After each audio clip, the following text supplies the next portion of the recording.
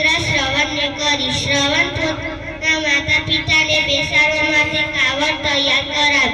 કાવડમાં પોતાના માતા પિતાને બેસાડી શ્રવણ ગામે ગામે ફરતો તેના માતા પિતાને ખૂબ તરસ લાગી. તે એક ઝાડ નીચે પોતાના માતા પિતાને બેસાડી સરોવરમાં પાણી ભરવા ગયો.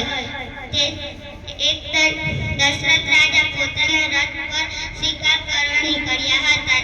સરોવરમાં પાણી ભરતી વખતે ગળામાંથી ગુડગુડ અવાજ આવ્યો.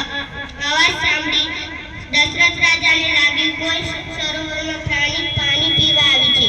તે જ દિશામાં તેમને તીર ઠોકી. તે તીર બિચારા શ્રવણના ગળામાં જઈ તેમને લાગ્યું કે આ તો કોઈ પ્રાણીનો અવાજ નહીં, આ તો કોઈ બાળકનો અવાજ છે. તે રથમાંથી ઉતરી અને શ્રવણ પાસે ગયા. શ્રવણને કહ્યું, તું કોણ છે? હું શ્રવણ છું. તારી શું ઈચ્છા છે? મારા માતા પિતા અંધ છે, તેમને ખૂબ તરસ લાગી છે, તેમને પાણી પીવડાવજો. એટલું કહી શ્રવણ મરી ગયો અને દશરથ રાજા પાણી લઈને તેના માતા પિતાને પાણી પાવા ગયા. શ્રવણના માતા પિતાને ખબર પડી કે તેના શ્રવણ મરી ગયો છે. તેમને પણ પાણી ન પીધું, એ પણ મરી ગયા. તેથી જ આજે બધા લોકો શ્રવણ જેવા દીકરા માગે છે.